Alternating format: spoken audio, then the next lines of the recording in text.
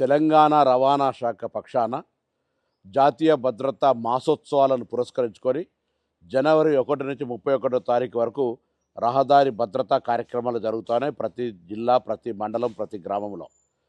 తెలంగాణ రాష్ట్ర ప్రభుత్వం పక్షాన రాష్ట్ర రవాణా మంత్రిగా విజ్ఞప్తి చేస్తా ఉన్నాను. తప్పకుండా ఈ కార్యక్రమాలు 31 రోజుల పాటు జరిగే కార్యక్రమాల లోపల పాల్గొనండి. ప్రతి విద్యార్థి వాళ్ళ తల్లిదండ్రులతో ఒక హామీ పత్రం, రోడ్డు భద్రత వారోత్సవాలు, రోడ్డు భద్రతను పాటిస్తామని ఒక హామీ ఇవ్వండి. అదేవిధంగా ప్రతి పాఠశాల రోడ్డు భద్రతకు సంబంధించినటువంటి ఒక క్లబ్లో జాయిన్ కాండి.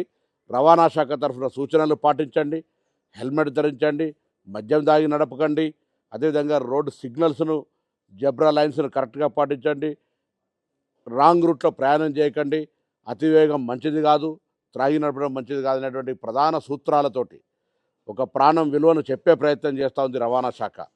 నిన్న కూడా తెలంగాణ పోలీస్ శాఖ చనిపోయిన వాళ్ళ సంఖ్యలో మరణాలు రోడ్డు యాక్సిడెంట్ల వల్లనే ఎక్కువ చనిపోయినటువంటి సంఖ్య చెప్తున్నటువంటి పరిస్థితి దృష్ట్యా రవాణా శాఖ తీసుకునే ఈ కార్యక్రమం లోపల రాష్ట్ర వ్యాప్తంగా ప్రజాప్రతినిధులు, అధికారులు, ప్రజలు, విద్యార్థులు అందరూ కూడా భాగస్వామ్యమై రోడ్డు భద్రతా మాసోత్సవాల లోపల మీ భాగస్వామ్యాన్ని ఇచ్చి ప్రాణాలకు రక్షణగా, ప్రజలకు ఒక మంచి రహదారి రక్షణ ఉండే విధంగా భాగస్వాములు కావాలని రాష్ట్ర రవాణా శాఖ మంత్రిగా ప్రజలందరికీ విజ్ఞప్తి చేస్తూ ఉన్నాను.